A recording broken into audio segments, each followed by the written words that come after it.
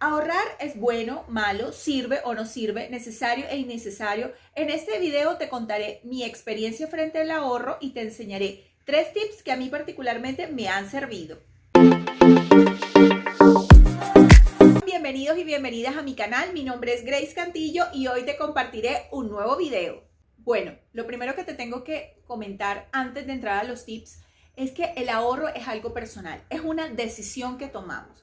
Y por eso yo en este video te voy a contar lo que a mí me ha servido, lo que yo he puesto en práctica y he encontrado que sí da resultado para alcanzar ese hábito que es el ahorro. Por eso aquí te van mis 3 tips para ello. Tip número 1, reducir las compras impulsivas. Esto es una de las cuestiones más difíciles de manejar, sobre todo porque cuando pasamos por un almacén y vemos que dice grande, 70% de descuento, nos entra un impulso de querer entrar y querer aprovechar esa oportunidad que en cualquier momento la podemos perder. O cuando de pronto se nos ocurre averiguar por internet algo, así sea por mera casualidad, inmediatamente la publicidad nos empieza a llegar y dice que necesitamos adquirir ese producto.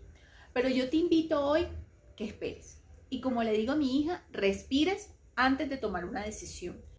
Porque cuando respiras, ese aire que le entra al cerebro hace de que baje un poquito las emociones y empiece la racionalidad a hacer su trabajo. ¿Qué hago yo para poder controlar eso? Porque las personas que me conocen y que tal vez estén viendo ese video dicen, esa no es Grace. Grace le encantan las ofertas. De un tiempo para acá, cada vez que necesito algo, lo pienso, no lo compro enseguida. Por ejemplo, si voy a un almacén y hay algo que me llamó la atención, pero no la tenía dentro de mis necesidades ni dentro de mis prioridades, digo, hoy no la voy a comprar, sino que voy a esperar 24 horas o hasta 48 horas.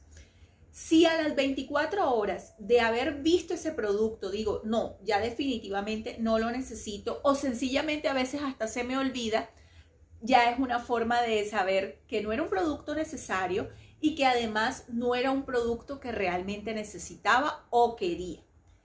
Eso me ha ayudado muchísimo porque las compras impulsivas son una de las fuentes que más te distraen de tus objetivos. 2. Tener un ahorro fijo. Cuando estaba en el colegio tuve la oportunidad de leer el libro El hombre más rico de Babilonia.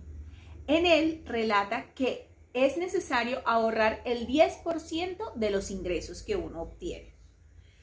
Considero que ese libro al día de hoy aún está vigente y da un excelente consejo.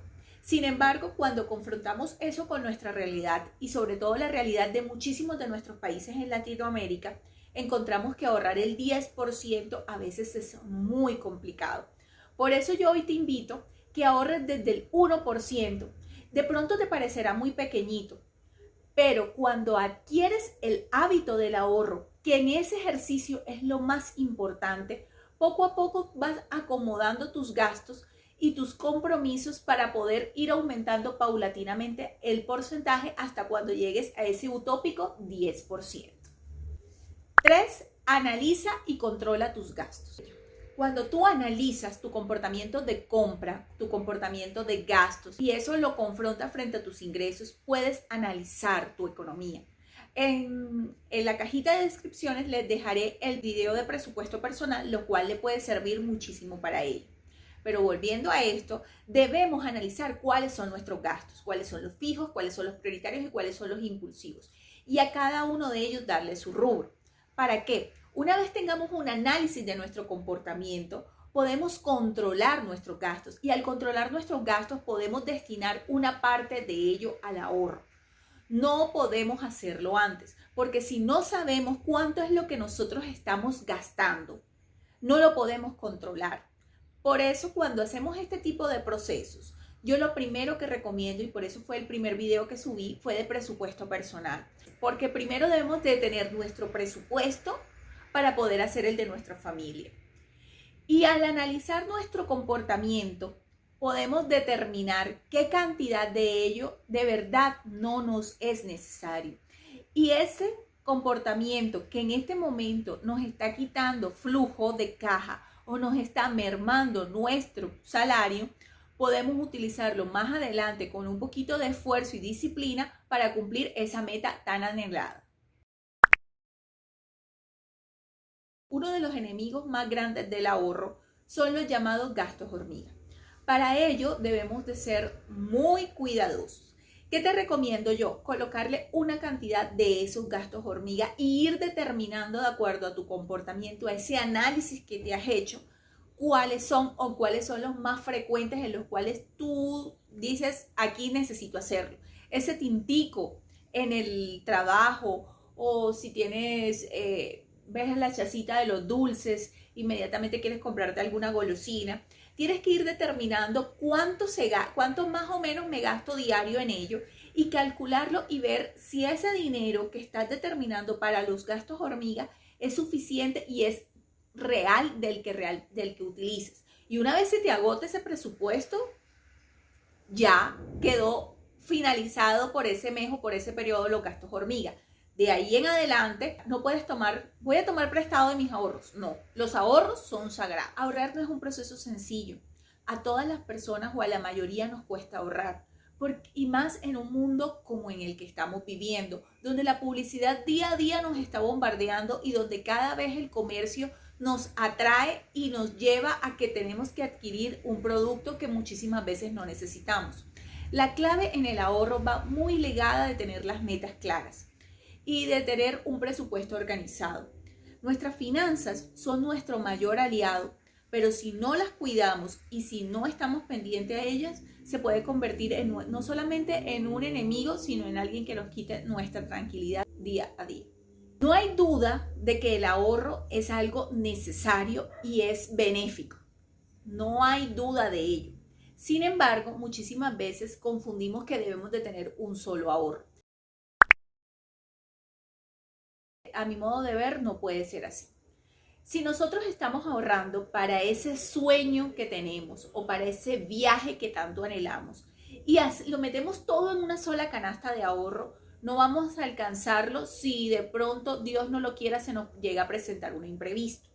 Por eso tenemos que tener claro el ahorro que va a ser para aumentar nuestro patrimonio o para algún imprevisto que nos llegue a pasar y ese ahorro que queremos para alcanzar esa meta soñada. Un ejemplo, de ese 1% podemos destinar una parte del 1% para si nos pasa algo, si tenemos alguna emergencia. Un ejemplo, si estamos ahorrando 50,000 pesos, dejar 20,000 para esa emergencia o ese imprevisto que tenemos, pero si además queremos ir porque soñamos con conocer el mar, por ejemplo, y ya más o menos sabemos cuánto necesitamos para conocer el mar, tener un ahorro determinado para ello de nuestro salario o de nuestro ingreso. Si lo manejamos de esa forma, no nos vamos a defraudar, porque acuérdense que el ahorro más que todo es un hábito. Y si nosotros nos desmotivamos o no vemos algún beneficio cuando adquirimos ese hábito, pues claramente vamos a abandonar esa meta y no vamos a lograr ahorrar nada. Crear nuevas fuentes de ingresos. Pero tenemos que recordar que entre más ganamos, más gastamos. Normalmente cuando tenemos un ingreso mayor es cuando también se nos aumentan nuestros gastos. Por eso es que es tan importante cuando tengamos esta oportunidad, llegue en el momento en que tengamos nuestras finanzas organizadas y tengamos un análisis de gastos y un control de gasto óptimo, para que así esta oportunidad se vuelva una manera de ahorrar y de alcanzar esas metas que ya nos hemos trazado. Si te gustó el video, por favor regálame un me gusta y recuerda que la mejor manera de apoyarme es suscribiéndote al canal. Regálame un clic en la campanita para que YouTube te avise cuando subo un nuevo video y te doy toda la fuerza y toda la energía y te motivo una vez más para que ahorres. Un abrazo, Dios los bendiga. Chao, chao.